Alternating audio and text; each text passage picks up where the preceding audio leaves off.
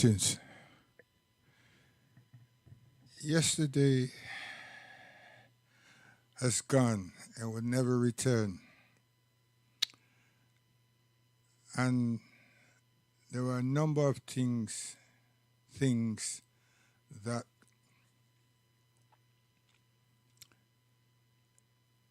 once I started the program,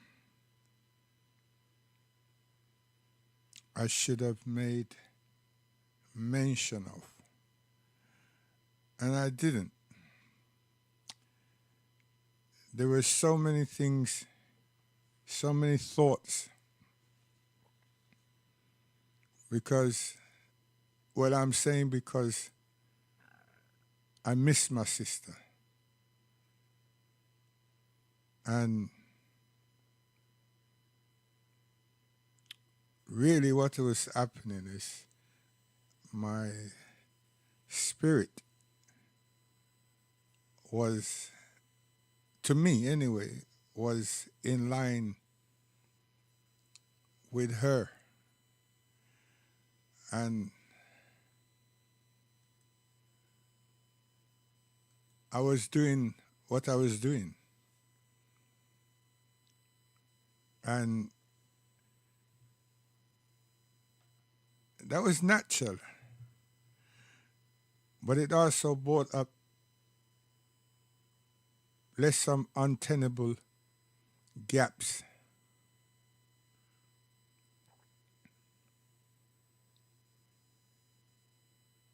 And already YouTube is showing those gaps.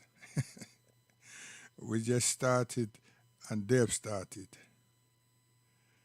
You know. So, Janet, may God Almighty have mercy on your soul. And we have not and we will not forget you ever until we all meet. You know. The value of a person is very reflective if we but understood. I want to stay with her for a short while, and how I'm going to do this is start with Africa and some of our themes. But we want to show Africa as in Timbuktu to the audience.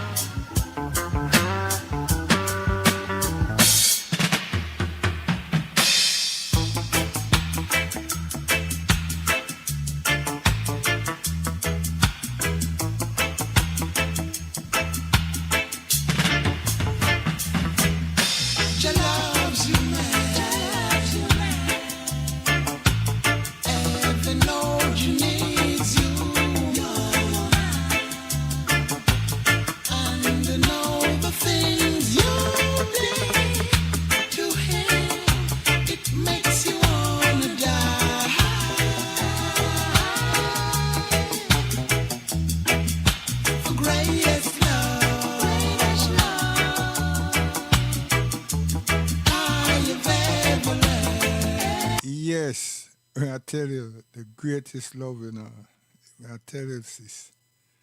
Love you bad, bad, bad. Miss you much, much, much.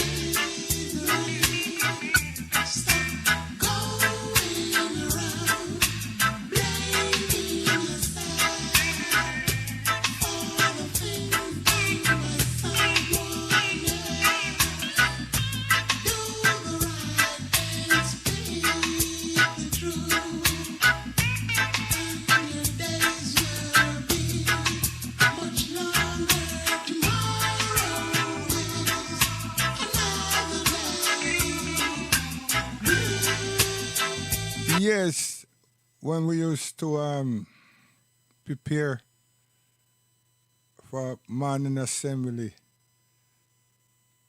in the schools that we work within,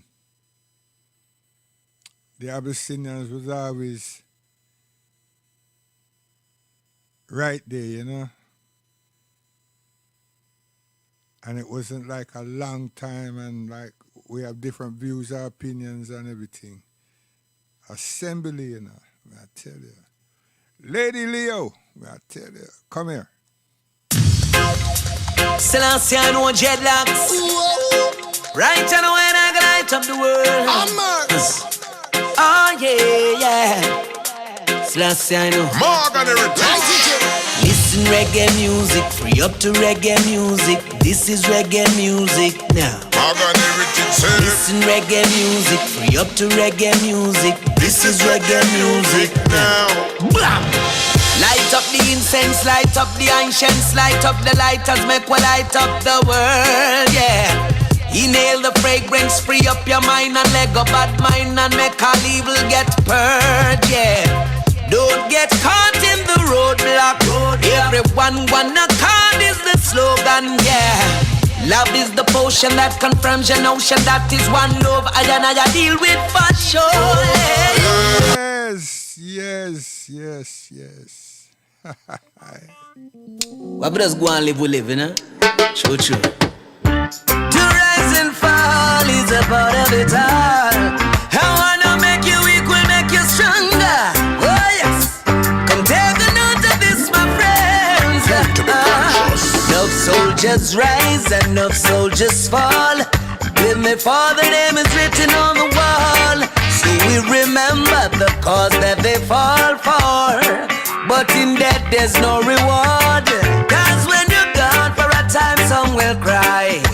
But life goes on and them have to try them high and continue with the struggles in this life. So give thanks every morning, Jah open eyes. Cause to rise and fall is a cycle in life, yeah. Yes, true.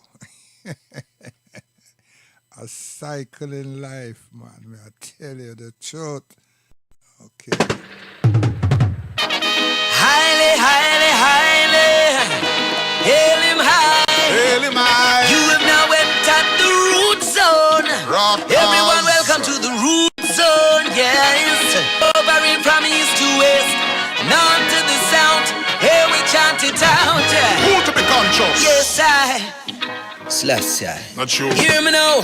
From me I'm driving on me car. You hear it from afar.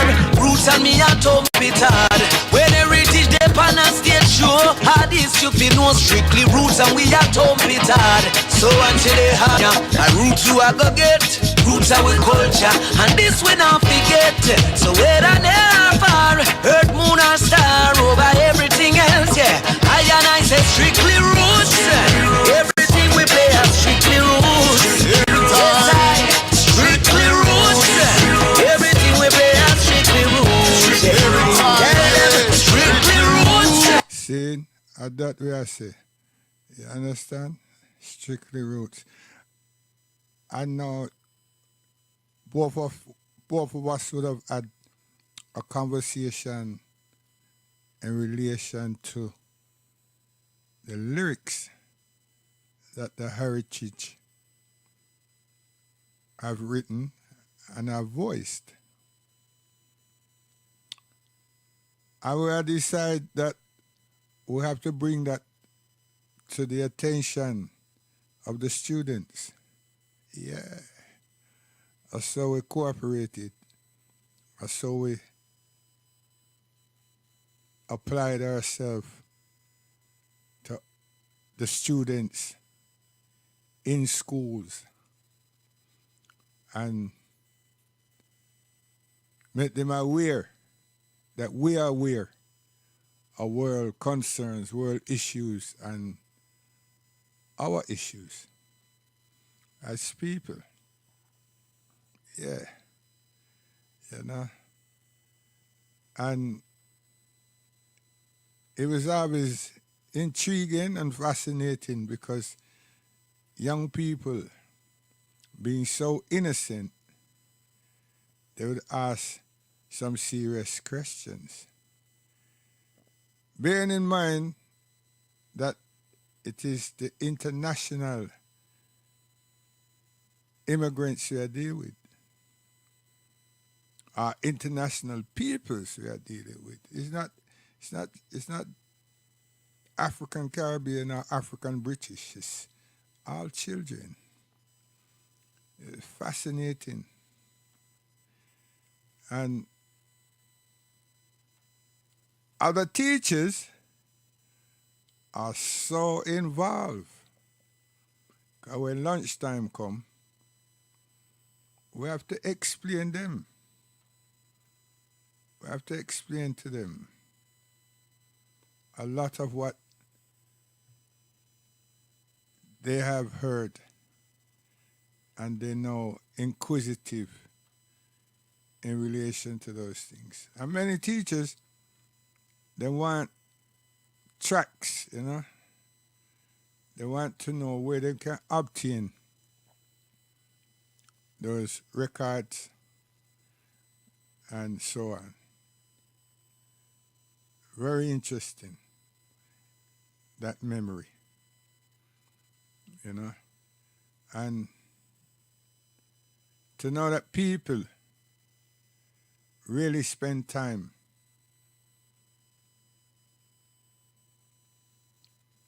trying to comprehend. But they didn't, because no one exposed them to such in the first place.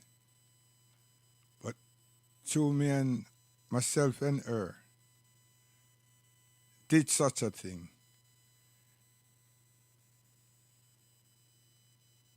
It opened up curiosities and so forth. And we were invited by several teachers to garden parties and eat-outs and things like that.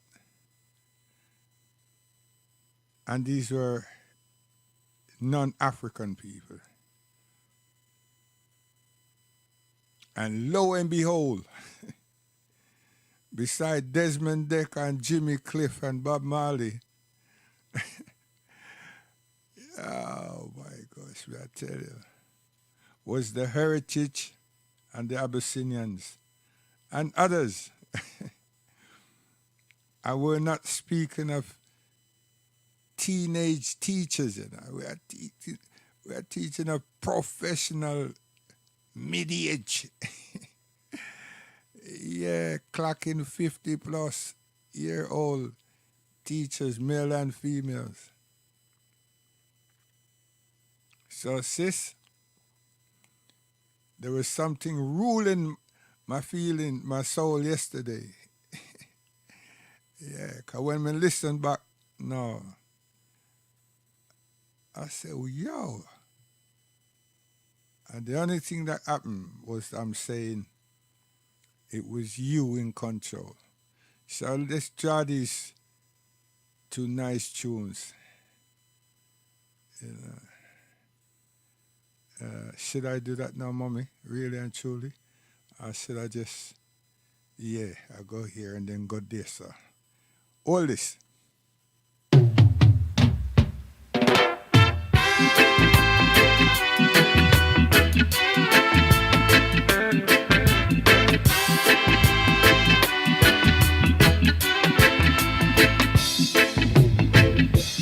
There is a light far, far away, where there's no night, there's only day.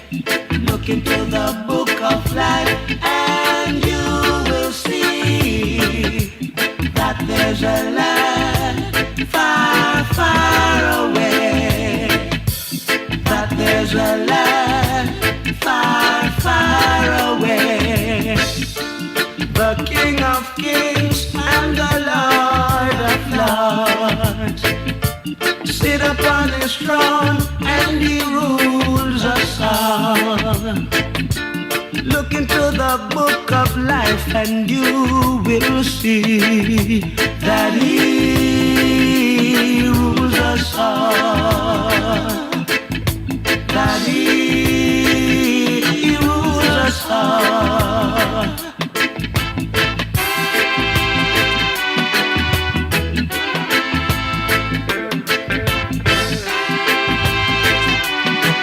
Yeah, we enacted this song here with a number of young people them, you know, enacting the carnation of His Imperial Majesty, Selassie the First. I saw that young woman brain worked just to create that atmosphere and that mindset, and to project that we as African people, children of the slaves, grandchildren of the slaves, have a history before slaves, had a life before slavery. But we're also very, very important people. That was it. These are the reasons, you know, when you but think of it, you understand? We weren't marketing. We weren't trying to distribute or support the distributors of reggae music. We weren't trying to get side cash flows from that. No. We were presenting history as we saw it and felt it, and feel that we can contribute to a legacy that we became aware of in the diaspora as social educationalists. Yes. And we never felt that we were squeezing other people's toes, or we had to seek permission from other people. We were free souls, and we did not get any pushback. We did not. Because whether someone felt it was in the political arena or not, we weren't attacking anybody. We were presenting. It's a big difference, but it's the same thing. You just have to be tactful. You understand? Tactful. Plus, I'm being the eldest. I keep saying, I understand when these people use the word tongue-in-cheek, and when them use a word test cases. You understand? So we never play with tongue-in-cheek. We always deal with the test cases. You know? So we went full steam ahead. And another person that has left us, Philip Fraser, the journalist and the photographer for the Caribbean Times, he did African history. I think he was a writer, you know. And we presented a short, a shrink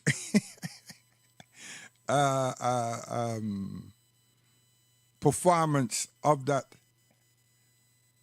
at one of the Hackney schools and the town hall.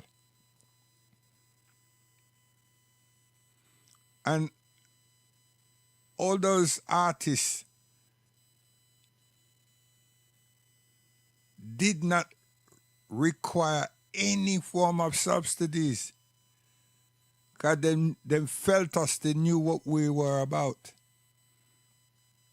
And not because I had family in the cast. It's just that they knew what we do and what we stood for.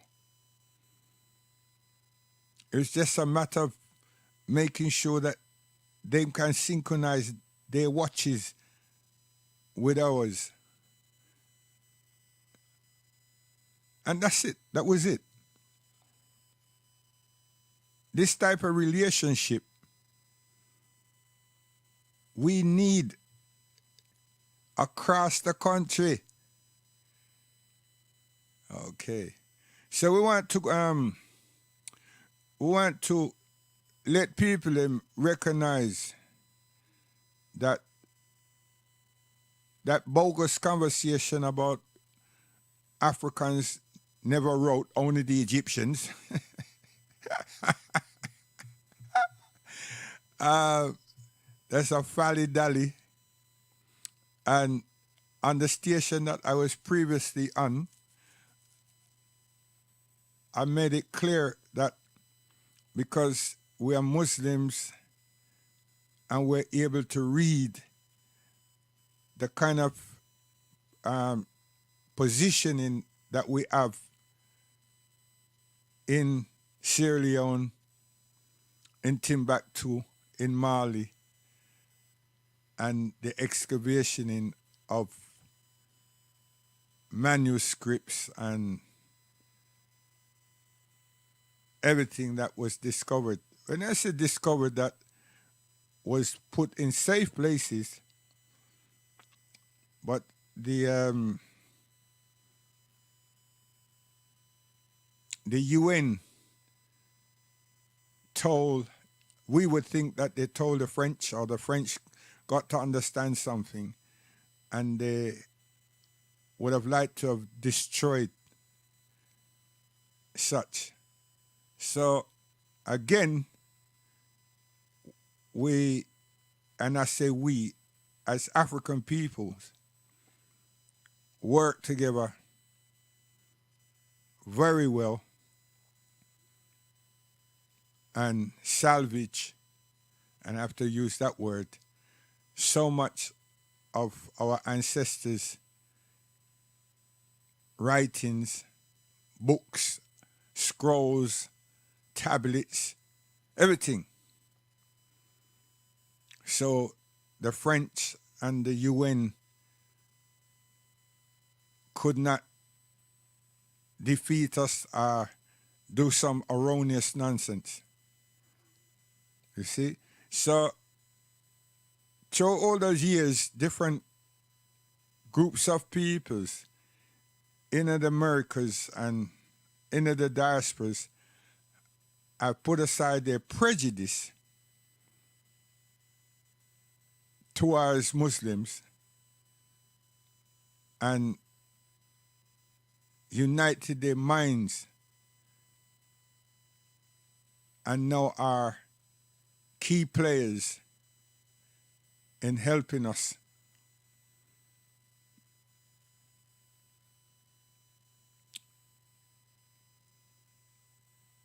preserve these manuscripts. And also they are telling the world, as in the African world, in the diasporas, about some of the finds that they can relate to. It's beautiful when people get a chance to see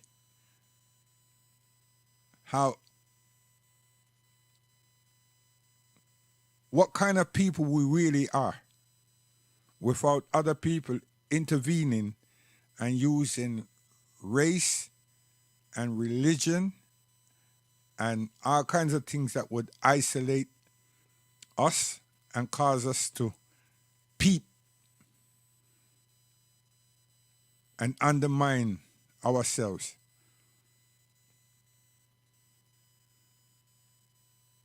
It's not just the feeling, it's the understanding.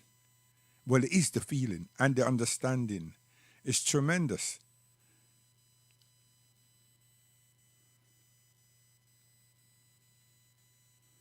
But we thank Allah, God Almighty, and all those people who had the time and the tolerance, the patience and the tolerance to guide us to Al-Islam and to stay a course with us to help us to understand Al-Islam. Because if not for those people, the reading we would never been able to do. So we won't be able to comprehend and appreciate anything. So we give so much thanks, and may God Almighty bless you all and your families for what you have done for us. Yes. So, listen good and pay attention. Something in Africa has shocked historians from all around the world. It's a library in the ancient city of Timbuktu that has offered oceans of knowledge in the form of written books preserved so well. During the 14th century, Timbuktu thrived as a bustling center of trade, learning, and Islamic heritage in West Africa. Nestled in present-day Mali, its strategic location near the Niger River and at the crossroads of major trans-Saharan trade routes facilitated the exchange of goods, ideas, and cultures between regions spanning from the Mediterranean to sub-Saharan Africa and beyond. At its zenith, Timbuktu gained renown as a premier hub of Islamic scholarship, drawing in scholars, traders, and travelers from across the Muslim world. It was the time of Mansa Musa, who knew how important knowledge was, and he transformed the city into an academic, economic, trade, and cultural hub. So, what have historians found in Timbuktu's libraries? Welcome to a new episode of Black Afric Diary, a channel where we talk about Black African history, culture, arts, and civilization. It's a place where you will see the real picture of Black Africa, its stories, and the events defining it. In this episode, we will tell you how Timbuktu thrived back in the 14th century when Europe was in darkness, and what treasures historians have found in its libraries today. Let's get started.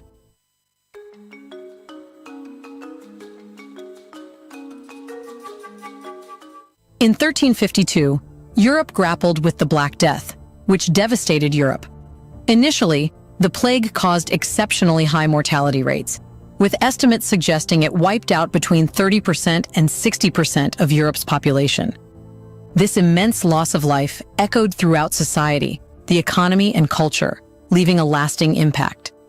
Social structures and norms were disrupted as entire communities were destroyed, leading to the breakdown of traditional family and social ties. The depletion of skilled laborers further destabilized industries and local economies, intensifying social unrest. Economically, the Black Death triggered labor shortages, increasing worker demand. Surviving laborers seized this opportunity to demand higher wages and improved working conditions, contributing to inflation and economic instability. Reduced agricultural productivity, caused by labor shortages, compounded these economic challenges. Feudalism was already in decline and accelerated towards its demise by the Black Death. As the labor force diminished and peasants gained greater bargaining power, feudal lords struggled to control their lands and serfs. This erosion of the feudal system paved the way for a more fluid social and economic order to emerge. All in all, Europe was in decline. During this time, a seasoned explorer traveled to one of the era's most renowned cities, Timbuktu.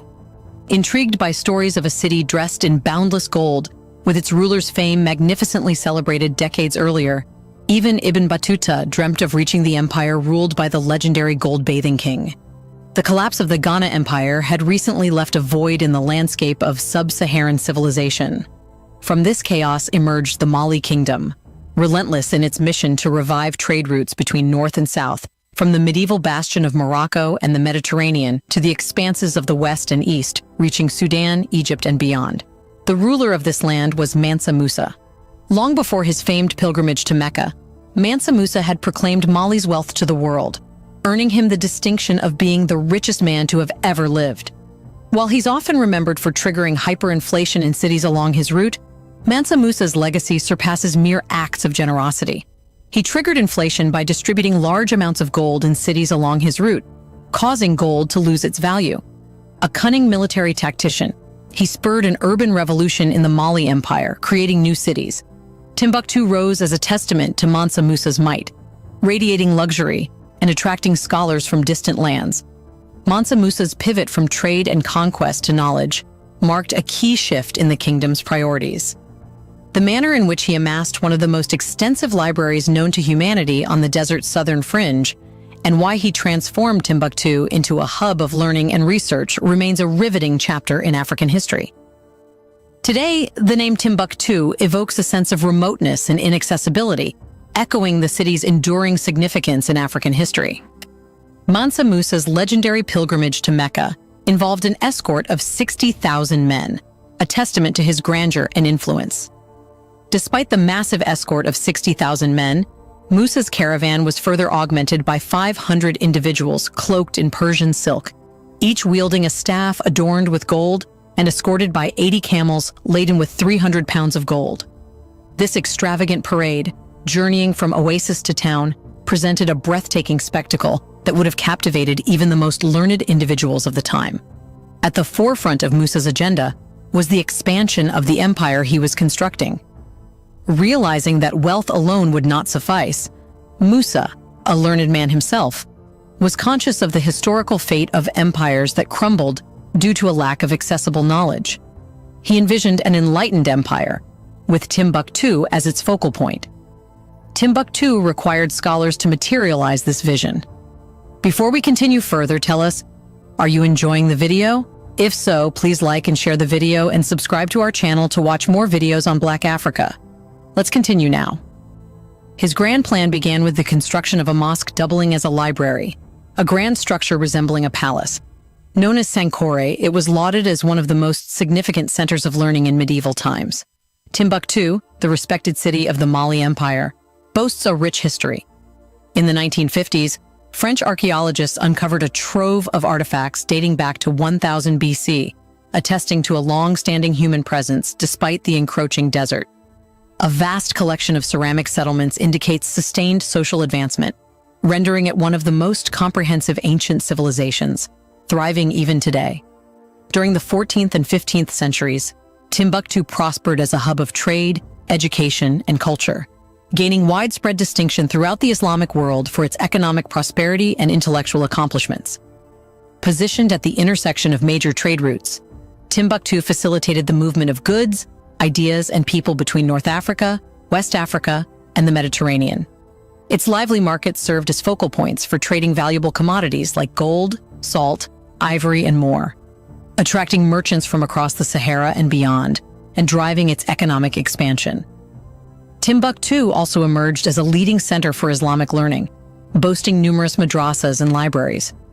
Home to esteemed scholars, theologians, jurists, and scientists, the city made significant strides in various fields such as astronomy, mathematics, medicine, and literature. The University of Sankore, established in the 14th century, stood as a respected seat of learning, drawing students and scholars from distant lands.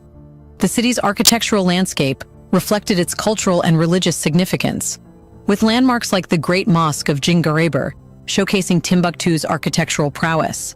These mosques served as vital hubs for religious observance, education, and community gatherings, reflecting the diverse cultural and religious composition of the city.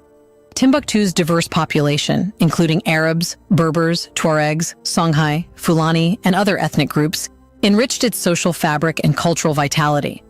The city hummed with artistic expression, music, storytelling, and religious rituals, fostering a collective sense of heritage among its residents. Moreover, Timbuktu's libraries housed extensive collections of manuscripts in Arabic and local African languages, preserving knowledge in theology, philosophy, history, and poetry. To highlight the magnitude of Sankore University, it reportedly possessed the largest collection of books in Africa since the Library of Alexandria, totaling 700,000 manuscripts, exceeding its Egyptian counterpart. The libraries in Timbuktu have preserved a diverse assortment of manuscripts, acting as guardians of the city's rich intellectual and cultural legacy. These manuscripts span a wide range of subjects, including theology, philosophy, history, literature, mathematics, astronomy, medicine, and more. While many of these writings are in Arabic, the primary language of scholarship in the Islamic world, others are composed in indigenous African languages, such as Songhai, Fulfulde, and Tamashek. Within Timbuktu's manuscript archives, various themes come to light. It includes religious texts, like copies of the Quran and other Islamic religious texts, along with interpretations, legal treatises, and theological works written by Islamic scholars. What's more, Timbuktu's libraries house manuscripts on astronomy, mathematics, and medicine, showcasing the scientific expertise of scholars in the region. They also include manuscripts documenting the history of Timbuktu, the Mali Empire, and other regions of West Africa. There are even manuscripts on poetry, epic narratives, and literary compositions in both Arabic and local languages. Legal texts, land deeds, and administrative records provide glimpses into the legal and bureaucratic structures of medieval West African societies, shedding light on governance and land management systems. In Timbuktu, books held significant prestige, with a family's wealth often measured by its manuscript collection. When unable to obtain manuscripts, families painstakingly reproduced and copied them due to the absence of printing presses. This method served as the primary means of circulating popular manuscripts, flourishing in Timbuktu. Many private libraries still preserve invaluable manuscripts from the corrosive effects of time and human interference. Another notable aspect of the Timbuktu manuscripts is their early portrayal of the spherical shapes and intricate movements of celestial bodies, including the Earth, preceding Galileo and Copernicus by 2 centuries. Supported by numerous books dedicated to celestial calculations, these manuscripts highlight the advanced understanding of astronomy among African scholars, echoing the transmission of knowledge from the Nubian Kushite civilization complex to the Greeks. Some books even offered advice to men on reclaiming their wives, a significant theme at a time when women's rights were hardly acknowledged in Europe. However, this isn't surprising, as these traditions of gender equality likely persisted since the time of the Kemetic civilization, where women's rights and participation in all aspects of society were extensively documented. However, it should be noted that throughout its history, the Timbuktu manuscripts have endured multiple attempts at eradication. Nonetheless, Malian conservationists have always collaborated with local families to conceal the manuscripts until they could be relocated to a secure location in the capital, Bamako. These are the same families who have repeatedly risked their lives throughout history to safeguard their valuable African heritage. Did you know that Timbuktu was the center of world knowledge back in the 14th century? Isn't it true that the West hides this history to prove that Europeans were always ahead of everyone? In the comment section right below, share your thoughts on the 14th century Mali Empire, which was the wealthiest in the world. Do you want to watch more videos like this one? If so, subscribe to our channel and press the bell icon next to it. We bring videos on Black Africa, its history, rich arts and culture, and things the world should know about. Thanks for watching, and until the next video, stay tuned.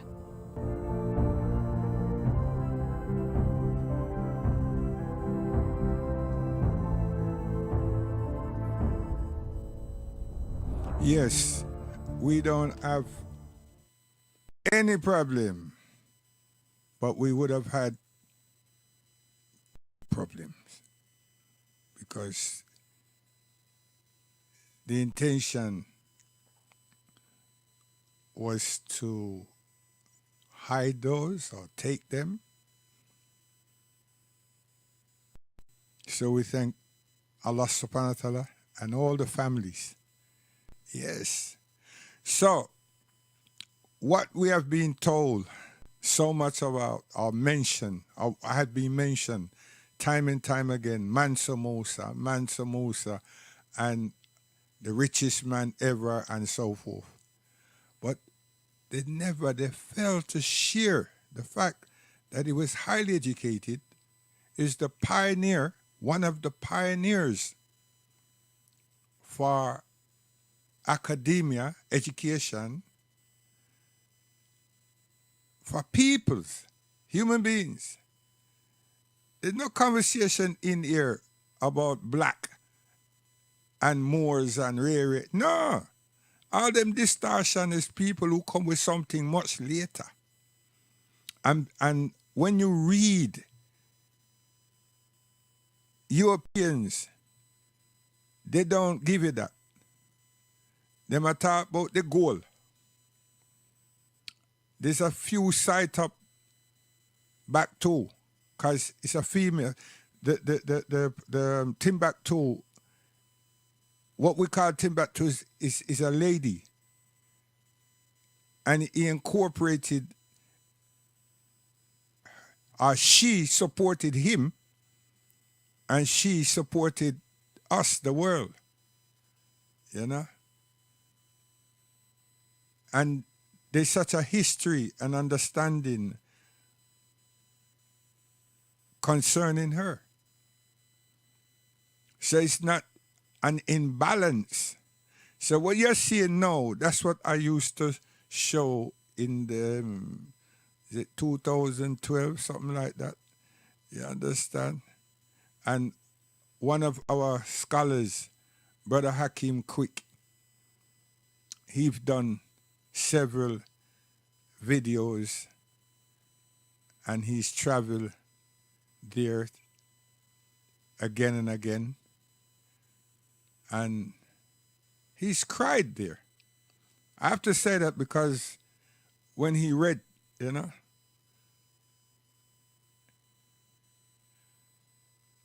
so we're saying,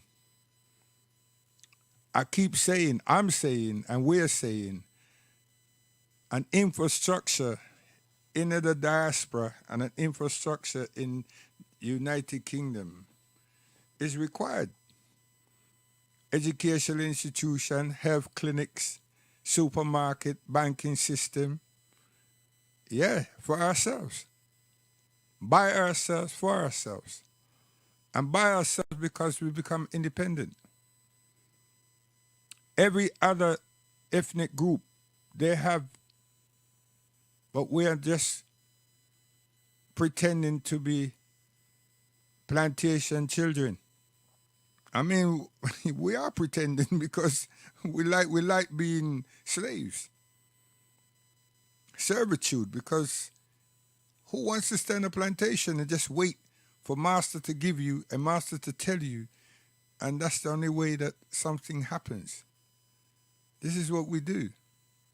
We're consumers. And a lot of us work very hard, study very hard, very well, to accomplish education,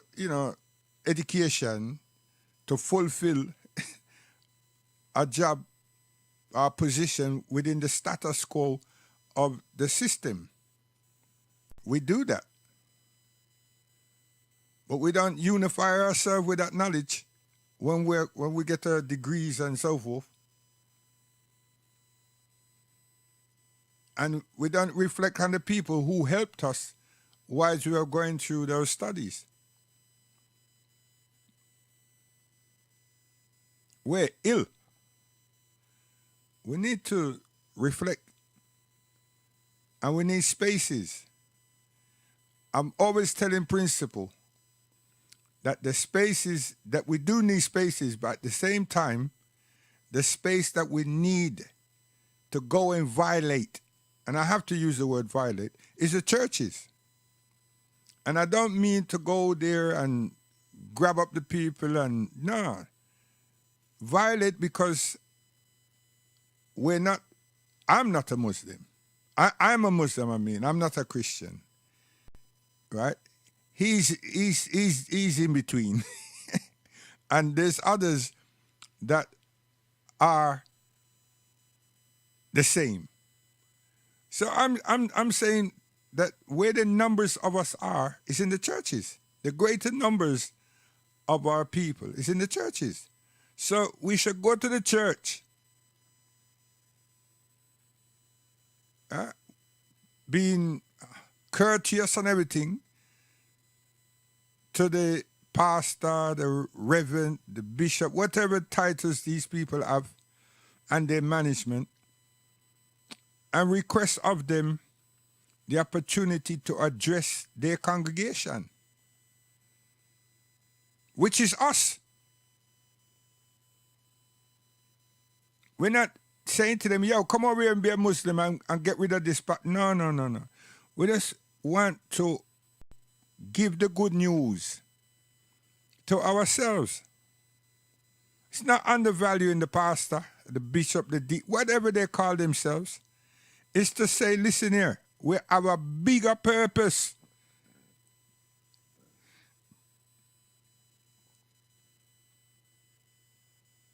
And this is where our road leads on these occasions.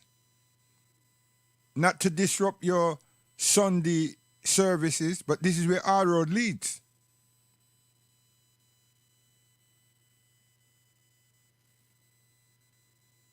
And we're discussing economics, we're discussing health and education. That's me. And that's important. Because this divide and rule thing, we don't need to be involved in that. We will have the pessimists among us in everything, no matter just us. That's man. That's what happens. So we just have to be tolerant, patient, and things will happen. Once we're sitting, standing, looking at each other, seeing each other, we will do wonderful things, marvelous things. But when we are apart, not seeing each other unless it's at a funeral and so forth, this is not good.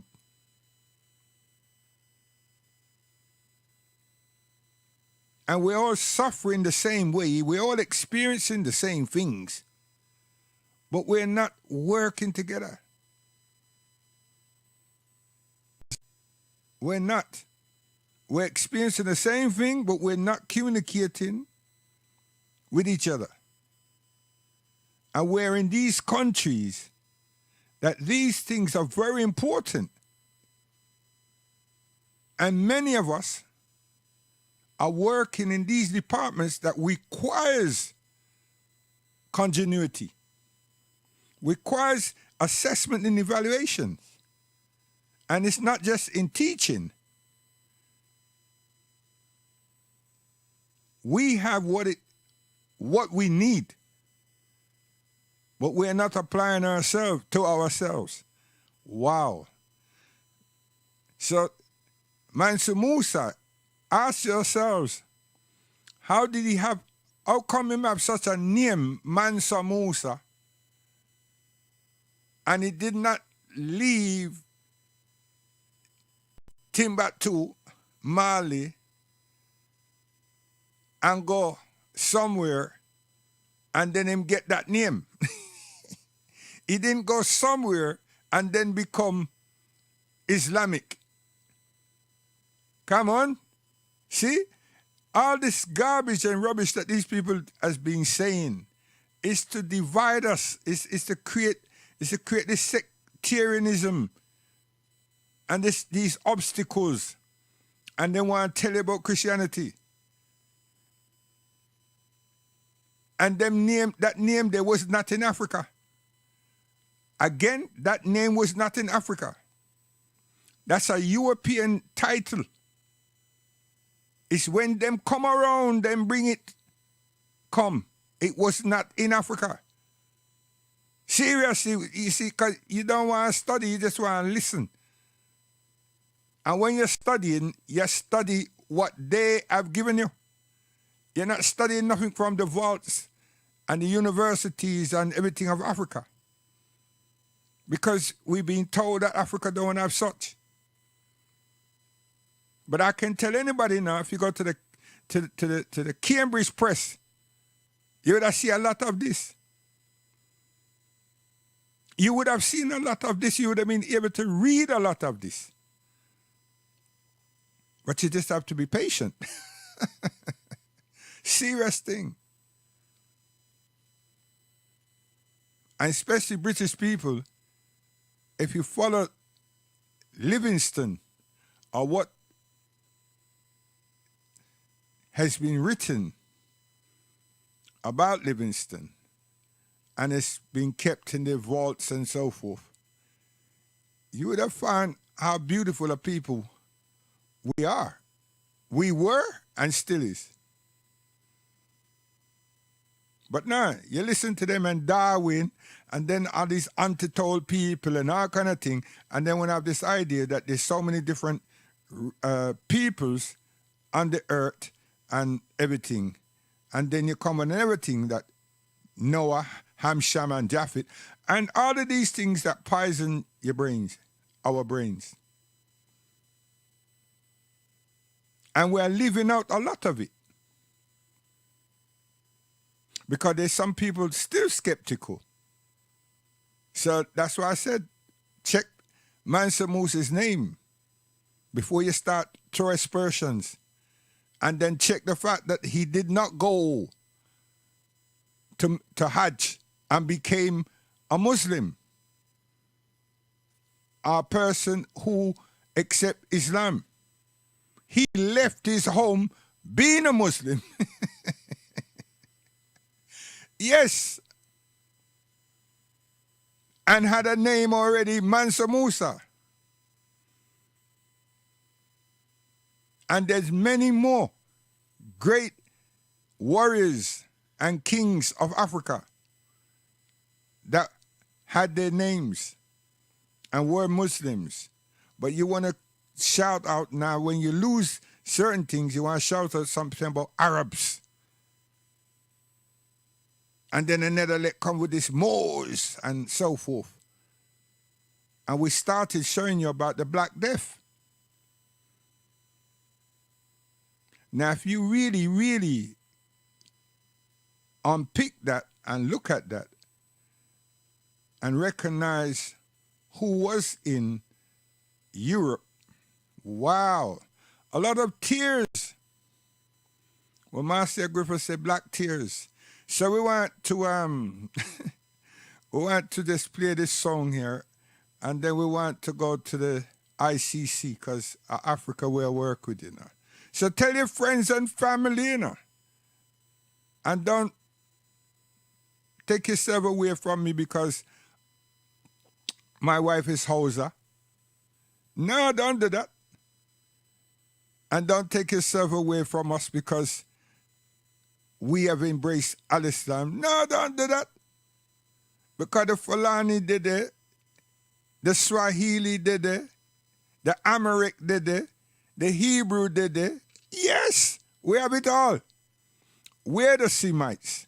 Not this, you see all this stuff that go on about anti-Semitic? Yeah, listen here, we can shut that a box. But we've been told to keep quiet for a while, you know? Yes. We've been told to keep quiet for a while. We can shut that a box. Kick it in the in space. Just dash it out there in a space. Careful we. This is not black pride and all of that.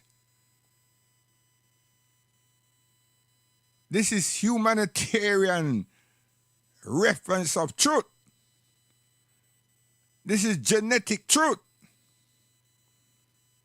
This is cultured truth. You understand? Imposters, stop it. Listen.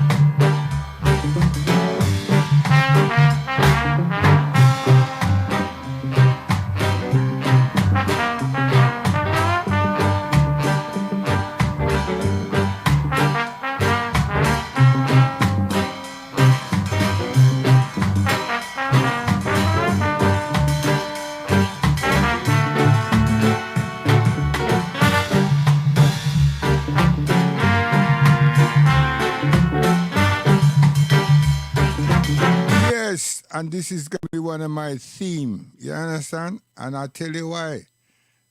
There are so many different peoples, obviously, performing. You know, so many people performing from across the Caribbean islands. Come here.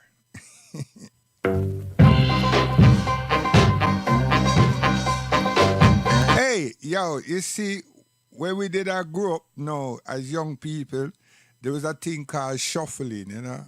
Yeah, man, you have to be able to control your body weight and, you know, and then move on top of your toe them type of thing like ballet, you know? Yeah, like ballet and control the rhythm. Control the rhythm and control the percussion them. You see it? And then you must wear, you know, your trousers they must be like sharp, you know? The seam sharp because that create this image, you know? And your shoes, they must be like whacked, you know? Yeah. And then you just have your presentation must be like, yeah, man. And then the sound system, you know, and play the thing now, you know, 'cause at the end of the session, you know, at the end, and then in the middle part, man, at the end, unless it's a holiday something, and then we have some rivals coming from a different district, you know? And they want to come challenge our top shufflers, you see it? Yeah.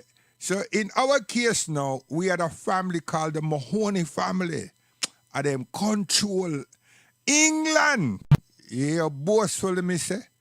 When I say control Islington, you know.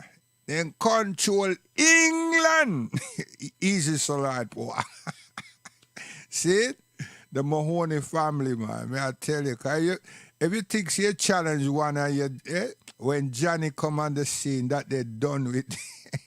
So, at them someday we will go back with, and you know what I mean? So the first tune we just play just now, you know what I mean? We are going to play that as a background sound. So we're going to let off certain things soon, you know what I mean? We just build up to it and try synchronize and everything, you know? Hey, mommy, keep cool. We're not show off. Yeah, so here what now?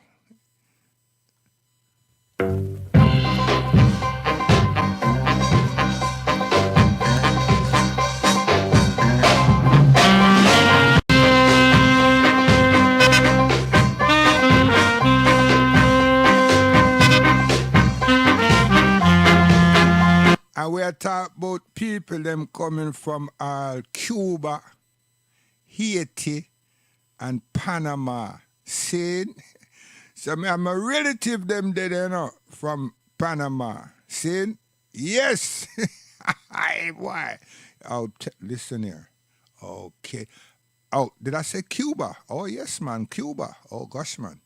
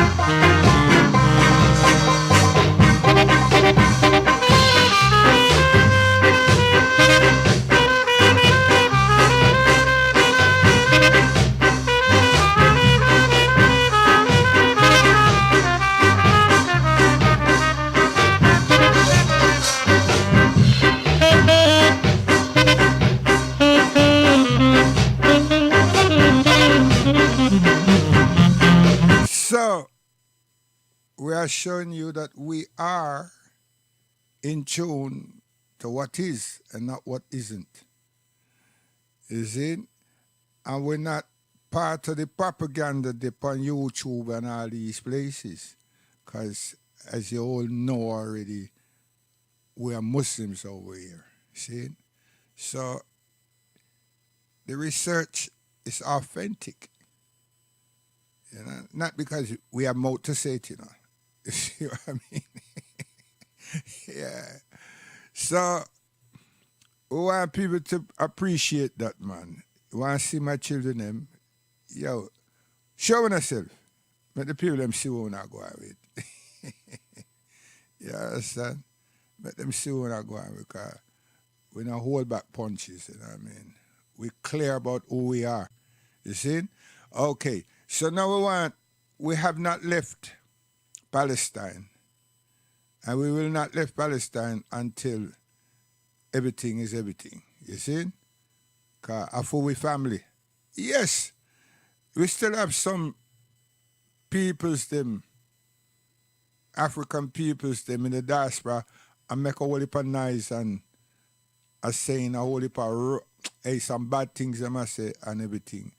And then if you ask them, anybody for that matter, can you identify a Palestinian for me? And them cannot. So I'm asking when I come into contact with people like that, I'm saying, we are chat them things there for, where you can't identify the people them. But, say, stop that, man. All these but things. You see? And then in America, where you have some people them come from Libya, Algeria, and all these places, and them set up business and everything, and so forth. Them think say that everybody that come from Morocco and Libya and Algeria and all these places, right, and Tunisia, especially Tunisia, that they are all Muslims. And Egypt. We have to tell them, say, we not defend and protect. We are telling you the truth. Look it up. Look and ask the people then when you go to their shop, ask them, are you Muslimin or what? What are you? Beside human. You understand? And then the same courtesy you give to other people, if you just give courtesy, give to them. And don't just turn around and say things about them. But if them are disingenuine and you know, then you should deal with them appropriately. But then when you watch them, you're going to the supermarkets because you all don't have none. And you're going there to purchase things that they have that you want. So, that being said, and you have a problem with them, how come you not develop your own store? Because you don't cite Africa. And now I've got 2 online groups. Well, they're not my groups. I've just joined them. Well, I haven't joined them. I'm what them call me a troll. And them have no following. Now they start thinking like, wow. I said, but it's a weakness of all of us. You understand? We're waiting for other people to do something for us.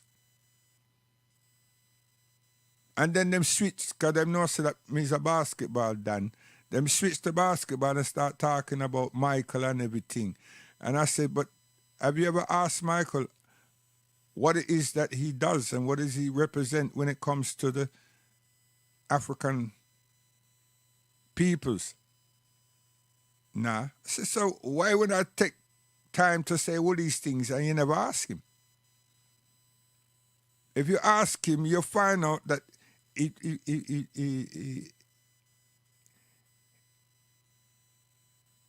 he gives millions a year to many causes to the African American communities, our peoples across your country. And they're like, wow, you're just saying that. I said, no, I'm not just saying that. It's facts. But you all are just saying these things. You're not asking him. And he don't tell people to rush to the shops. People them just rush to the shops. What's it to do with him? Is his name brand? Yes. One of them might be his, yes. So everybody want to get there first. Most of the time, the majority of the time, he's not nowhere near any release. So what you blaming for that for? I say, here what you must do now. Before the season start, go to North Carolina University and wait for him. Wait for him. I know it's coming to the end of the season. Attend his clinics. They say, what? Clinics? I said, yeah, man, not one. Clinics. I said, across America, we have clinics. Right? In the African Caribbean communities, African American communities, everywhere. And they just don't do basketball. Them do education. For those families who just couldn't make the mark and, you know what I mean, them try bring their children up to standard. And this is me over Essa. I tell them over Dessa, I want to take place right around the corner. It's amazing. It's amazing how easy and simple it is for us to criticize, you know, and domicile one another. And we want good. Both of us want good, you know, equally. But we don't know that one of us is mentally assimilated. This is it.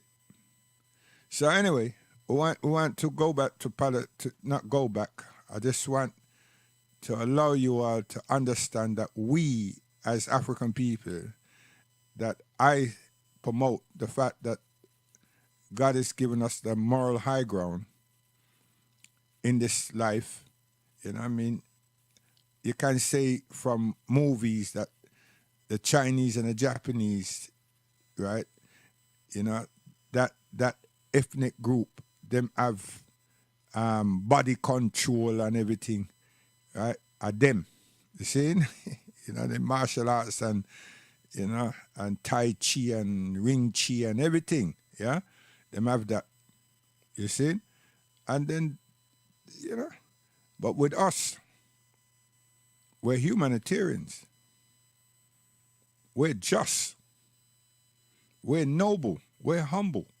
That's why advantages was taken of us. You know what I mean? The people them come there and them had their thing. We don't know the hell. We don't know nothing about them. We don't even know what they're talking about. Because we had it for our own language. You see? And, you know, when you're hospitable, you're showing the hospitality and everything. And the people were tricking us. We never know that. So y'all need to understand them something, you know. And that's why there's so many songs that, you know what I mean, why them a tell we all about Jesus or whatever. You understand? They were taking our land and taking our people. Right? Why one group of them a try to show us this thing about praying and everything else and close your eyes and so forth. By the time we open them back, the people, the mass proportion of people, them gone back in for them ship. You know what I mean? And the ones who would tell us about God and whatever they were saying and so forth, is the ones that remain, and then them gone, and we not miss nothing until little more. And who is this everybody is talking about? The Portuguese. Then the others came. And slowly but surely, they took advantage of us. So that thing about us selling ourselves, nah, we were hospitable. But God knows. So listen this, and listen carefully. The International Criminal Court has jurisdiction over the situation in Palestine. And we have previously called on the Office of the Prosecutor. Oh, what should I say first? America and his friends and its and its allies, you know, that continually vetoed and abstain and all them something there, to prohibit the ruling of ceasefire. They now become very arrogant and vicious against the ICC, that court, and are saying to them, if we don't do what we say, we're going to sanction them as individuals, and we will come and arrest honor. And we is America and England. So far we don't hear nothing from France and Germany yet. You know? So America go on with their bully tactics, and I tell these people that they will not accept them issuing a warrant for the arrest of these people that are carrying out these hideous actions. You know? And now the American president has said, well, you know what? We're going to ease off giving them weapons and insist that the weapons that them already have from us, they don't use anymore assaulting Gaza. Yo, you see this backtracking and everything? It has this thing, ding, ding, ding, ding, ding, ding, ding, ding. You know what I mean? Heart-throbbing strings, you know what I mean? And so on. And it is that same man, you know, that is caused the both of them work out them strategy long time. That's why all the world follow him by saying that these people have a right to defend themselves. Now the whole Senate in America, both sides, are saying they will not accept any warrant for the arrest of these people. Both sides. And not one side is saying, listen here, we must stop bombing the people and must allow the people to have food and everything. Then none of them are saying that. They're both on that. Plus they're treating their citizens, their students badly. They're roughing up. And here saw the same thing take place. Because the young people, there's more people demonstrating and agitating the political system or climate about what is actually happening than Muslims.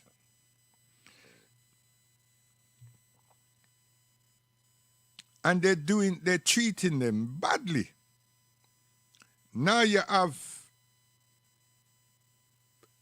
adults telling the Zionist lobby, children, that they should participate and be the opposite of the others and do not go apart from them. If they're on one side of the road, you go on the other side. If they're in the park, you go on one side of the park or in front of them. So we have this thing going on. We don't want to create some friction to turn around and say that the representatives for are requiring a ceasefire and everything, that they are creating problems. And across the world, that's not been the case. No matter how much propaganda and lies and whatever they're trying to say, they have not. So they're coming now and saying that people are shouting out Hamas, Hamas. And if you say Hamas now, that's supposed to be a terrible word. And in England, they passed a restrictive law on the use of that word on the marches or anywhere for that matter. Yeah, things are getting tough. Seriously, you have to listen to what is being said, not by some radio station, by the politicians. So I have to big up George Galloway because him said that these things will happen, and that's why him need to make himself a voice for the voiceless outside of Parliament. So I have to big him up for that because he made that clear that this is what will happen. So, you know what I mean? The Muslim need to have somebody inside there to hold up them corner. Wow. Anyway, let's get back here. The International Criminal Court has jurisdiction over the situation in Palestine. And we have previously called on the Office of the Prosecutor to urgently lead a thorough and impartial investigation into this matter, one that complies with international legal standards, to establish the facts and bring those responsible to justice. It is the collective duty of the international community to ensure that atrocities of this nature are duly prosecuted in terms of the Rome Statute and the Geneva Conventions. If all of this were happening in Africa, they would have already issued warrants. It took 3 weeks to issue warrants on Putin, 7 months, nothing on Prime Minister Netanyahu and his ministers. Of course, you'd have seen in reports today that the prosecutor of the ICC has received, like me, a letter from congressmen who have indicated that if you dare to issue a warrant, we will deal with you. Same letter I have received. Just imagine if South Africa were to ban the SABC. The whole media world would be on us. But what are they saying today about what Israel has done to Al Jazeera? Israel has made it a crime to express any empathy and support for Palestinians. And you also know that due to a range of very successful protests in the United Kingdom, the government there decided to add a new twist to the definition of terrorism, which meant essentially democratic, peaceful protests now become a terrorist act. Here's a reminder to please like and share the video and subscribe to our channel to watch more videos on Africa's geopolitics, economy, and changing landscape. We have decided to bring videos on something nobody talks about: African politics, economy, and increasing power. Let's continue now. Allow me to begin. Before I begin the lecture, I just want to make it clear, as I've tried to do in many settings, that South Africa's relationship with the Palestinian cause and the people of Palestine did not begin on the 8th of October.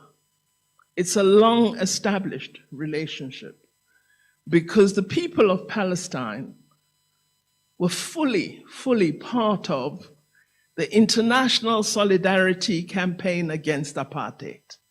Some of you who are young may not know that a strong element of the 5 key attributes that form the core of the liberation struggle, that one of those important elements was international solidarity.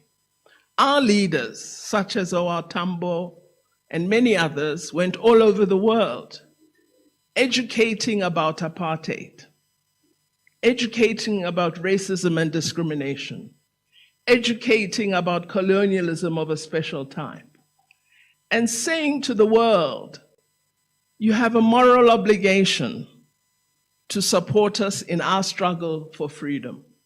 We wish you to become part of a global movement against apartheid. And that movement would become the International Anti-Apartheid Movement. And comrades and friends in Palestine that were spoken to at the time, even though they were suffering huge oppression themselves, they said, South Africa, we understand, we will join you in the struggle. Whatever way we can support you, we will. So it's a long-established relationship. It doesn't begin on 8th October, nor has it got anything to do with the elections, although I'll be voting ANC. But anyway, it doesn't have anything to do with the elections. It's a long-established relationship that we have, and we have it with many in the world. I've just been in Copenhagen in Denmark, and I had a round table with all the activists who were in the international anti-apartheid movement. I met an 82-year-old who had occupied the consulate of South Africa in Copenhagen in those days in the 1970s. And they stayed there and prevented consular services from being rendered by the apartheid state, and made all those officials extremely uncomfortable by occupying that building. And there are legions of such stories. I met artists against apartheid who painted all buildings associated with the apartheid state and marked them as racist for all the world to see. So it's vital that we as South Africans have a full appreciation, both of our imprint in terms of developing critical concepts for political activism, but also an appreciation of how the world stood with us. People ask me sometimes, how come South Africa is doing more than other Arab countries? And the answer is, I don't know. Because my experience is once the OAU decided to help us in our fight against apartheid, almost all African countries joined and acted in accordance with the decision of the Organization of African Unity. There were a few, irrelevant little ones who didn't quite follow, but the majority were part of the movement against apartheid. So with us, Africans were solid. And we hope that the Palestinian people will enjoy a similar solidarity. So now let me get to my lecture. Allow me to begin by recognizing the coordinator of this important program of the Memorial Lecture, Professor Salim Bali. Yes, I have to shrink there because our time is coming short, So I would check and see if I'm right though, because sometimes I'm not. But we want to go over here.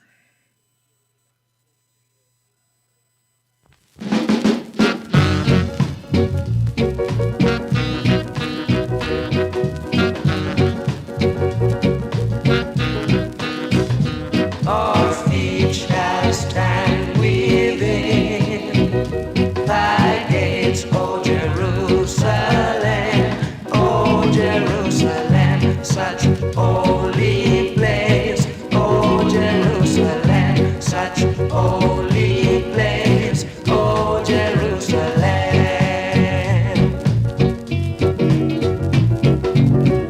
For my brethren and companions stay, I said peace be within thee. Brothers, please, I know the Lord will bless our souls, and He will never, never, never leave us alone. Jerusalem is built as a city that is compact together. Oh, Jerusalem, such holy place. Oh, Jerusalem, such holy place. Oh, Jerusalem, beautiful place.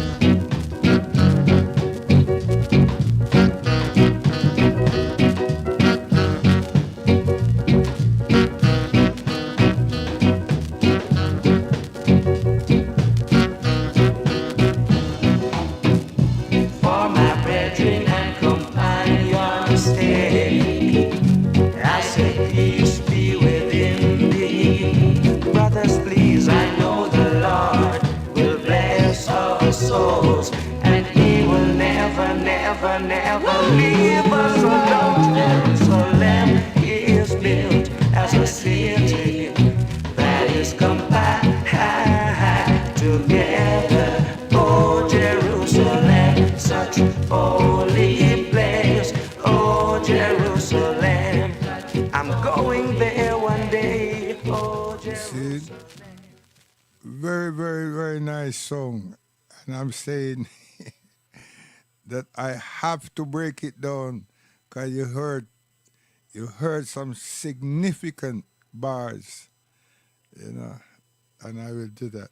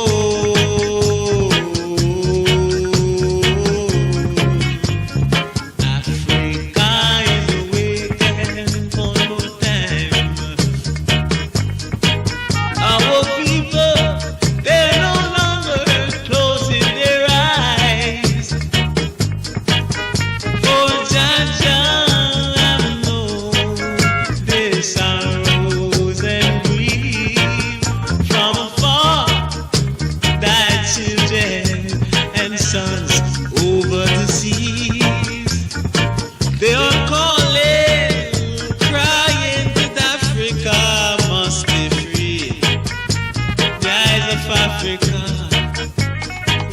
must open wide. Oh Lord.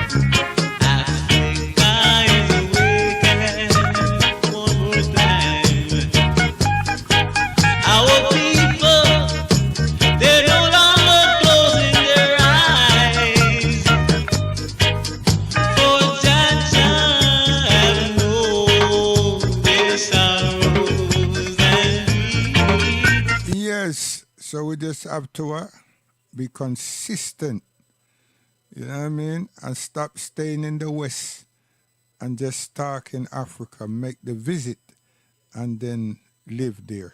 You understand? Yeah. After we home.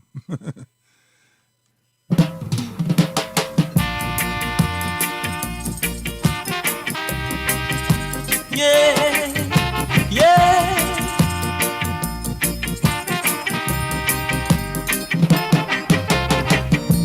Shame and pride is killing you, girl. Shame and pride. Yeah, no, this don't bounce in what I was doing, but don't worry yourself. You understand? Cause Marcia, me love her, she right here, you know. Come here.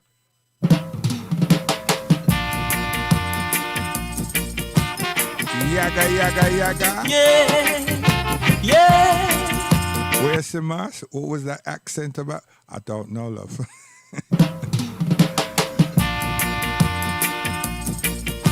You hear that thing there? Love.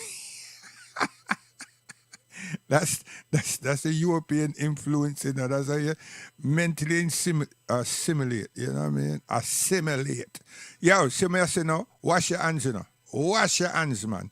Wash it. Wodo. Wash your hands. Hey.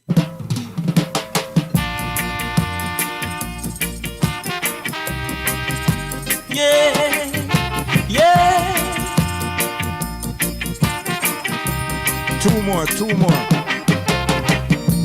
Shame and pride is killing you, girl.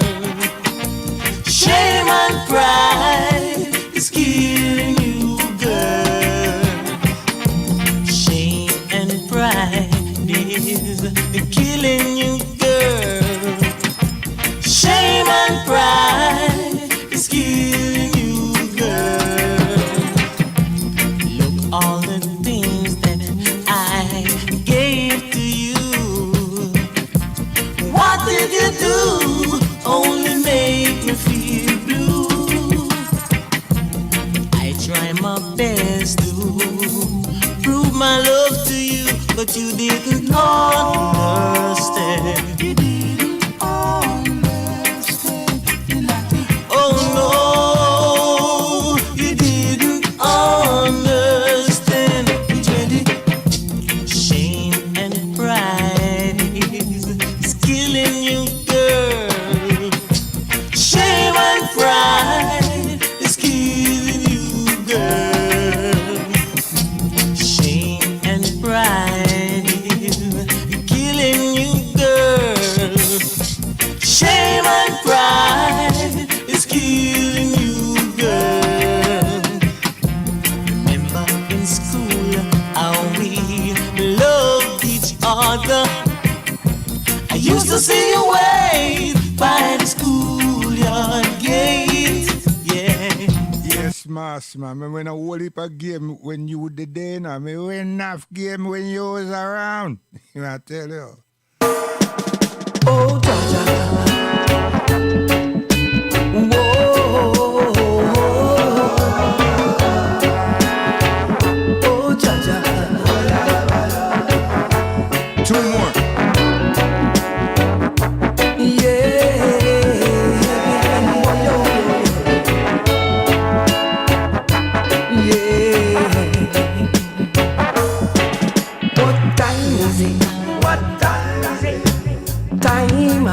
our life. Time to unite. Time to say peace. Time to say love. What time is it? My brothers. You can talk all what you want. Really. Time waits and no one. You can't take all what you want. We don't want no war. No tribal war. No nuclear weapon. No tribal war. What time is it? Time of our lives. Time to unite. Time to say peace. Time to say love. What time is it?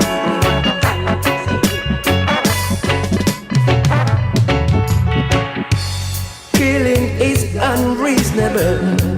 No tribal war. And at that, me I say, man, where you fight for? Come here.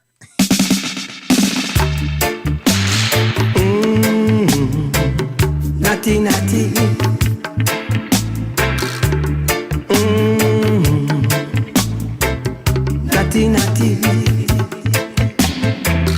Fire. It a go burn them. Fire. There is no water. We laying July.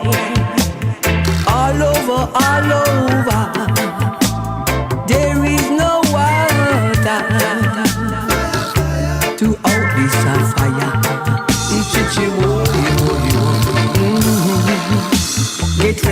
Get ready for the judgment day. Lightning and thunder. Get ready. You all have to pay. Lightning. Get ready for that dreadful day. Lightning and thunder.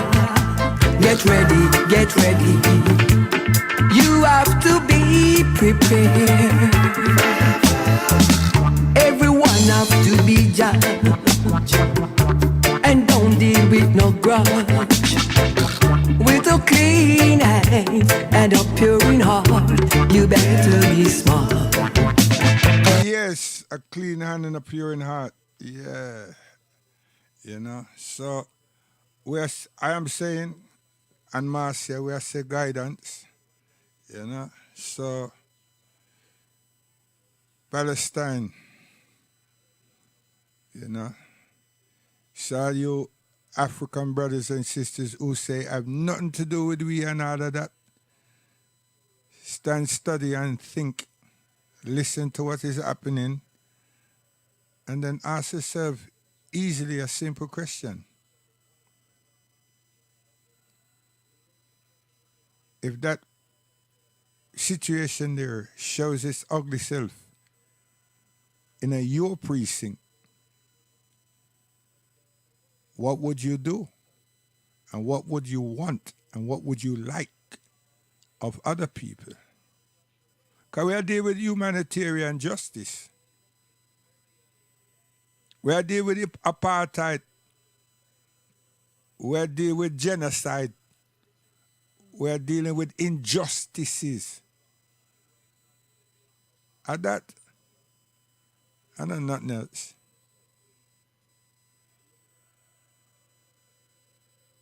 And what is really hurtful, it is to recognize that the United Nations and the G7, they're all present and witnessing, but because of their affiliation to one another and a racial prejudice situation, they're not responding. And now they're threatening the very court from international authority from doing its work. and bullying them. And then they're victimizing their own residents, the children of tomorrow in academia. This world has changed. The peoples of this world have changed. And there's no return. The only thing that we want to know now is that the election here in England, did the Muslims them vote for someone who don't care about human rights?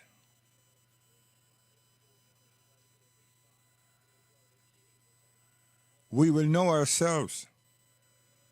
So much of us.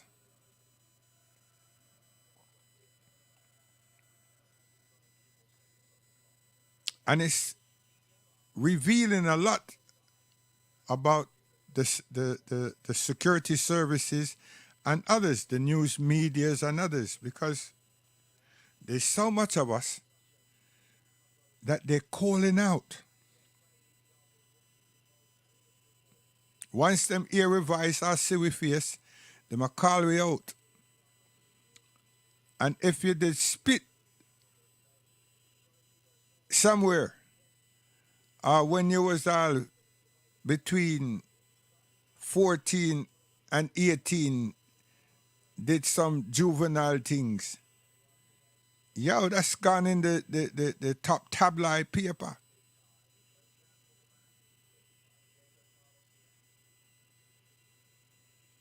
There's so much that we have seen, understand, and have learned. But as Muslims, we put our trust in Allah subhanahu wa ta'ala alone and fear only Allah subhanahu wa ta'ala alone. Seriously. And we have seen our brothers in their respective countries thinking that money, or whatever they're doing, but they're not doing a lot, it would appear. We have seen.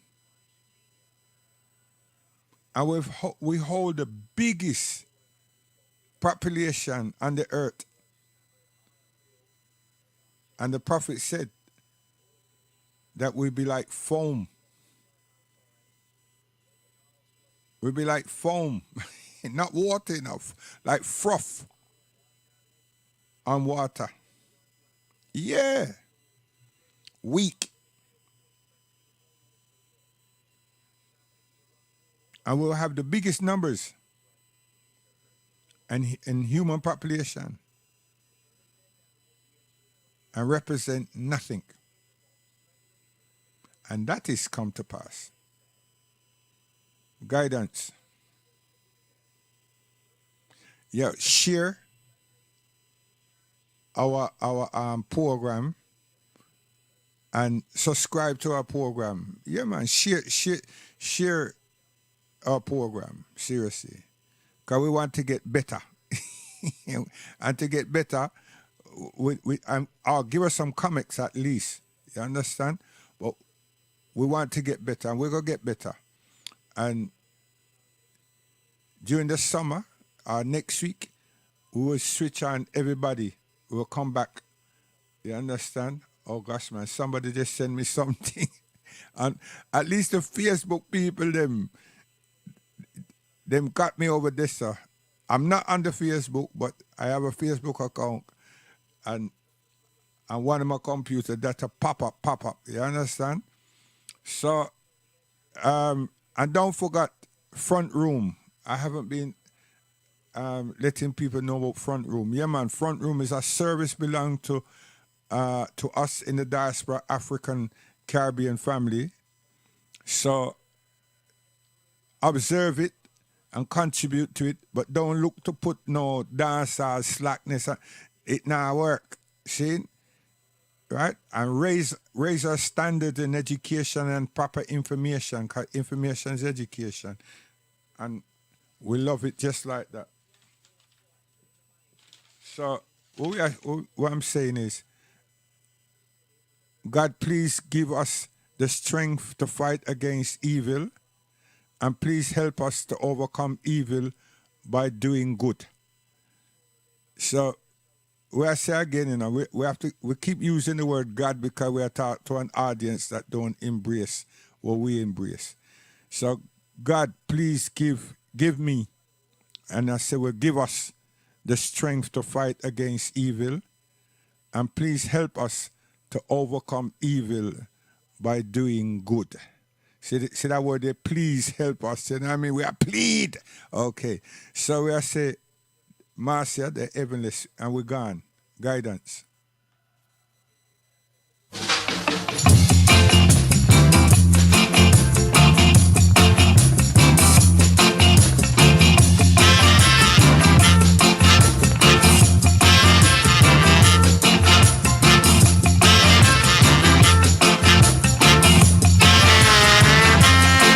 Yeah, this is a international showcase, you know. All these musicians, them, you understand? International African showcase. I tell you, come here.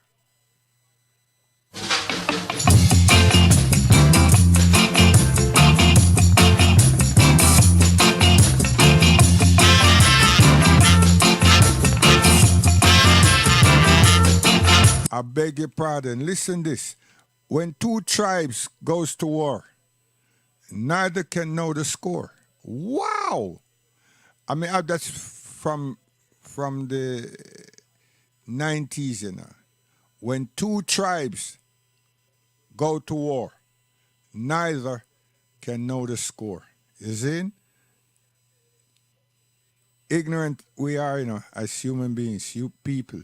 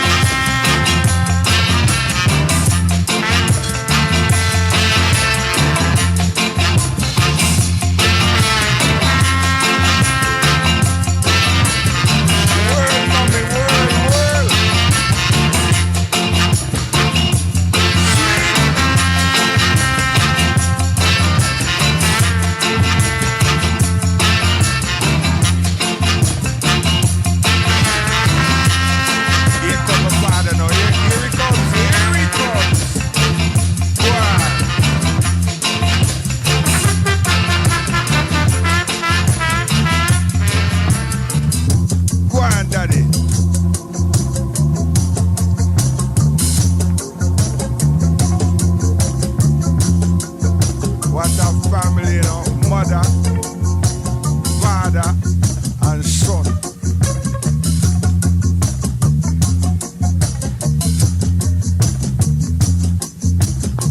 Mommy have energy, you know. Oh gosh, man.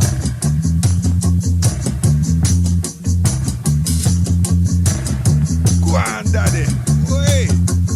We don't know you have them kind of move. Wow. In them big trousers then. Lord have his mercy.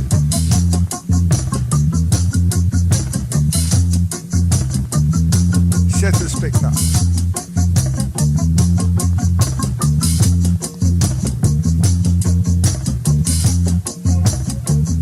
What a sound is the best, best, best.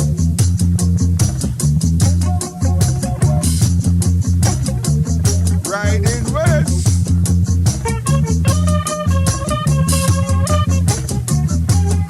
Go on, mommy. You have enough energy, man, I tell you.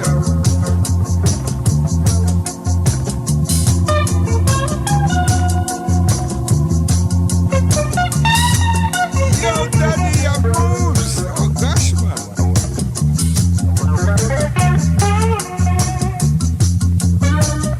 We have the master.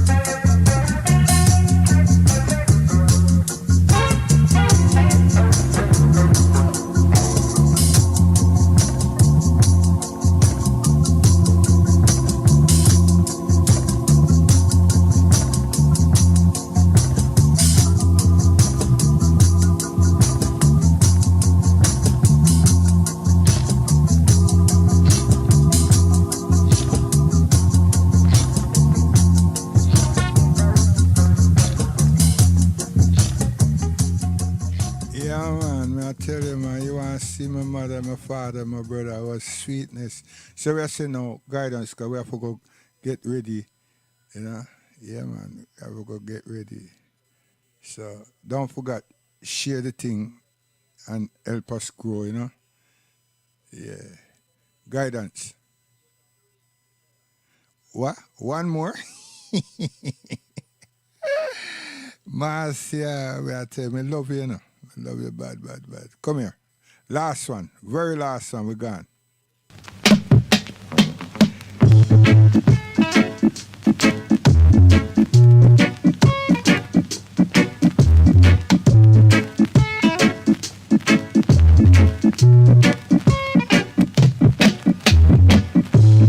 I never thought that you could be so nice to be near. You're everything I wanted, my dear.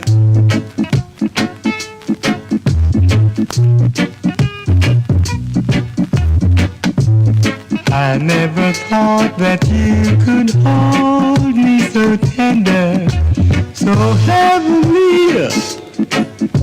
You're everything I wanted, my dear. Shabba yap shab, shabba yap shab, shabba yabba hey, shabba, shabba hey, shabba. The roses of June are not as sweet, my baby, as when two lovers kisses me, lingeringly. Guidance, I tell you, man, sweet sound, Carlton and the Shoes. Carlton Manning, you know what I mean? Lead singer for the Carlton and the Shoes. Guidance, give thanks.